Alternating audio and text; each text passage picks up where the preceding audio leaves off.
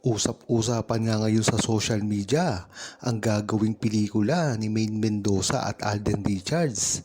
Ito ay ang pagkatapos ng ginawang movie ni Alden Richards dahil nasabi na rin ni Alden Richards na ipapriority niya ang movie nila ni Maine Mendoza.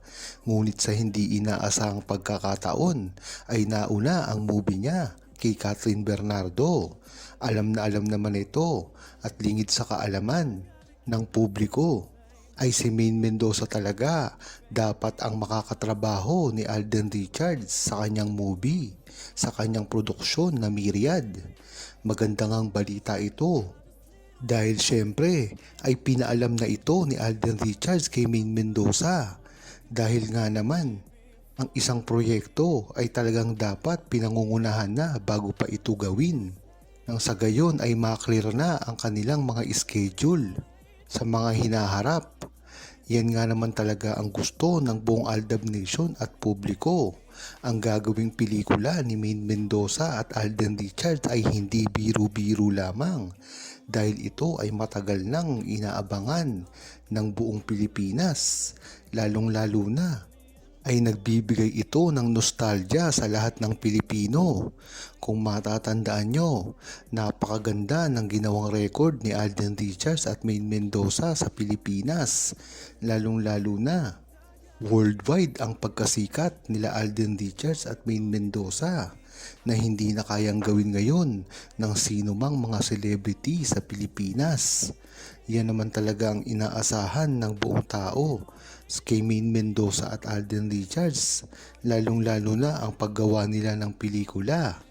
Kung talagang susumahin mo ang gagawing pelikula ni Daniel Padilla at Catherine Bernardo, kung sila ay magkakabalikan ay talagang napakalakas. Biruin mo, ang unang gagawing pelikula ni Maine Mendoza at Alden Richards pagkatapos ng napakaraming kontrobersya na bumalot sa kanilang buhay ay lalong-lalo itong tatangkilikin dahil ito ay talagang totoo at hindi nila pinipeke. Yan naman talaga ang gustong gawin ni Alden Richards at Maine Mendoza, ang talagang pakilikin ang buong sambayanan, lalong-lalo na mga naniniwala sa kanila hanggang ngayon. At ang malaking tanong dito, sino pa ba ang gusto niyang makasama? Lahat na nga yata ay nakikita niya. Marami ang naghihinala na ito ay si Maine Mendoza. Dahil nga naman hindi sila neto madalas magkita. Dahil na rin sa kanyang mga proyekto na napakadami. Mga movie ngayon na talagang ang iisa lang ang kanyang nakakasama. At ngayon nga ay napakagandang pagpapahinga nito kay Alden Richards. At kung matatandaan nyo rin, talagang nagkakasabay sila ni Maine Mendoza ng pagbabakasyon. Kaya talaga ang hinala ng buong Aldab Nation at ng mga malalapit kay Maine Mendoza at Alden Richards na ito ay magbabakasyon kasama si Maine Mendoza. Hindi na rin kasi ito maitatanggi pa. Dahil nga naman sa mga sumunod na mga araw ay makikita natin kung ano talaga ang balak gawin ni Alden Richards at Maine Mendoza. Iisa lang naman ang malimit na pinupuntahan nila, walang iba kung hindi ang Japan. Kaya nga ng mga taon na nakalipas ay hindi rin ito nalalaman ng buong Aldab Nation at nakakita na lang ito ng mga resibo na talagang sila ay nagsama. Bagamat nagtatago sila dati, umaasa ang Aldab Nation na ito ay mapapakita na nila sa publiko ngayon, lalong-lalo na usap-usapan din ang gagawin nila na proyekto. Si Alden Richards at Maine Mendoza lang talaga ang sinuportahan ko dati pa lamang. Kung matatandaan nyo, ay talagang sila lamang ang nagpasaya sa buong Pilipinas. Kaya naman talagang labo na sila ay magkahiwalay pa ngayon. Marami na rin kasi ang bali-balita na talagang nagugulo nila ang showbiz pag silang dalawa ang pinag-uusapan.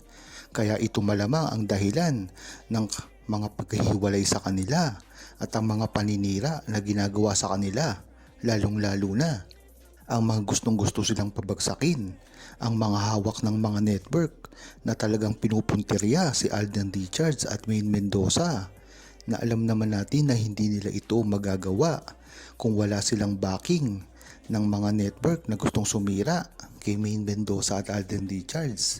Ito ang mga artista at mga starlet na gustong palitan sa trono si Maine Mendoza at Alden Richards. Kung talagang matatandaan nyo, ay talagang si Alden Richards ang puntirya nito dahil talagang nagbibigay ng box office hit si Alden Richards. Kaya kung matatanggal man nila si Maine Mendoza sa picture, ay napakalaking tagumpay ang nagawa nila. Ang masama lang dito, si Maine Mendoza ay hindi na gumagawa ng aksyon ngayon at talagang ipinauubaya na lamang kay Alden Richards ang mga pangyayari. Maganda rin ang ginagawa nito ni Maine Mendoza nang sa gayon ay hindi siya mapuntirya ng mga bashers. Lalong-lalo na ngayon na napakarami ang mga fake news na pinalalabas kay Maine Mendoza at asahan natin na marami pa itong ilalabas. Kaya dapat ay pag-ingatan natin si Maine Mendoza at ang mga bali-balita na tutuligsa sa kanya. Si Maine Mendoza nga, kahit napakaganda niyang magsalita, ay kung talagang pupuntriyahin siya ng mga bashers at mga naninira sa kanya, ay magagawa nila ito. Kaya dapat ang suporta natin ay na kay Maine Mendoza at Alden Richards pa rin kahit anong mangyari. Marami na nga ang nagtangkang sumira sa kanilang dalawa. Ngunit tayong mga Aldab Nation pa rin ang iisang nagtatanggol sa kanila.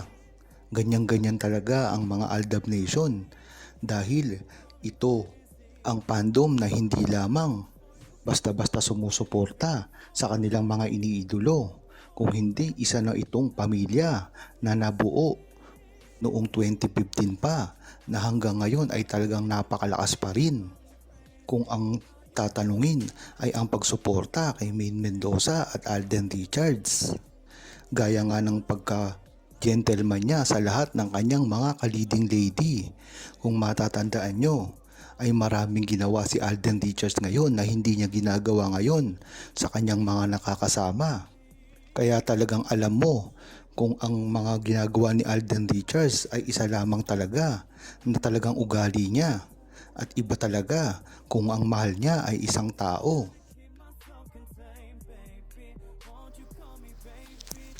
Huwag kalimutang mag-subscribe, comment at i-like ang video na ito. Thanks for watching!